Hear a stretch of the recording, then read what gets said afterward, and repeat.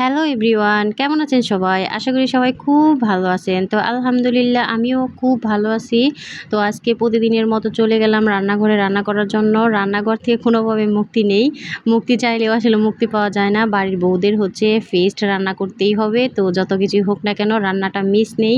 তো তার জন্য চলে গেলাম রান্না করার জন্য। রান্না করে যেয়ে আজকে কী রান্না করব? মাংসটা খেতেও ভাল লাগে না। তারপরে বাচ্চাদের জন্য অলমোস্ট তো রান্না করতে হয়। এর জন্য ভাবলাম যে একটু বেশি করে দিয়ে দেই, যেন আমরাও খেতে পারি। এর জন্য আমি রান্না করা শুরু করে দিলাম। মাংসগুলো অনেক শক্ত ছিল, অনেকক্ষণ ধরে রান্না করতে হয়। মাংসগুলো প্রথমে ভালো মতো আমি কেটে ছোটো ছোটো করে টুকরা করে নিলাম। এরপরে হচ্ছে ভালো মতো এগুলা ধুয়ে নিলাম।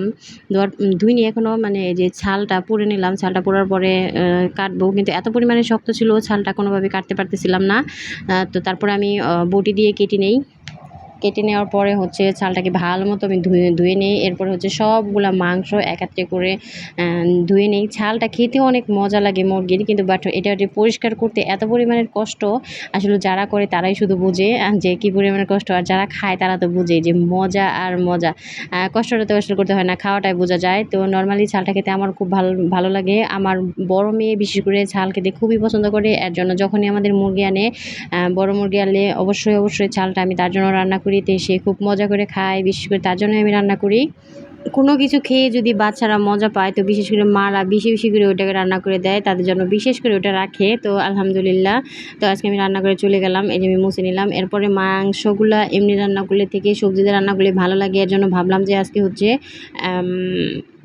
পেঁপে দিয়ে দিই, আমাদের গাছেরই পেঁপে। তো গাছ থেকে পেঁপে পেড়ে এনে হচ্ছে যে মাংসের সাথে দিয়ে দিই। পেঁপেগুলোর মধ্যে অনেক পরিমাণের হচ্ছে যে বিচি, এত পরিমাণের বেশি পেঁপে আল্লাহ আমি দেখিনি কখনো। মানে এই গাছটা পইড়া দিচ্ছে, তারপর হচ্ছে যে এরকম পেঁপে দেয়। তো আলহামদুলিল্লাহ যা আছে তাইতেই আলহামদুলিল্লাহ। নিজের হচ্ছে গাছের পেঁপে, তো আলহামদুলিল্লাহ। তো আজকে রান্না করবো। পেঁপেগুলো হচ্ছে প্রথমে ভাপ দিয়ে নিব, যাতে হচ্ছে যে পেঁপের যে একটা গন্ধ আছে ওটা যেন না আসে। তো আমি ভাপ দেওয়ার জন্য বসে দিলাম। এরপরে আমি বসিয়ে দিব এখন হচ্ছে যে এই যে তরকারি। তো বুঝতেই তো পারছেন কীভাবে তরকারি রান্না করে। তো আমি এই যে পেঁয়াজ মরিচ মশলা টশলা দিয়ে ভালো মতো কষিয়ে নিব। কষানো হলে এরপরে আমি মানে আস্তে আস্তে মাংসটা দিব।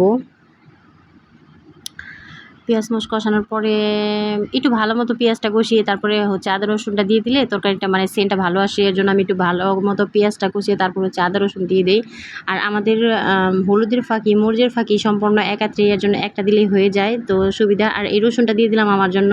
তো মাংসের সাথে রসুন খেতে আমার খুবই ভালো লাগে। মাংসের রসুনটা আসলে খেতে খুব মজার। এর জন্য আলহামদুলিল্লাহ আমি মাংসের সাথে রসুন খেতে খুব ভালোবাসি। এই যে দিয়ে দিলাম মাংসগুলো ভালো মতো কষিয়ে নিব। অনেকক্ষণ সময় লাগে রান্না করার জন্য, অনেক শক্ত মুরগি, মানে এই মুরগিগুলো খেতেও ভালো লাগে না, কেমন জানি লাগে।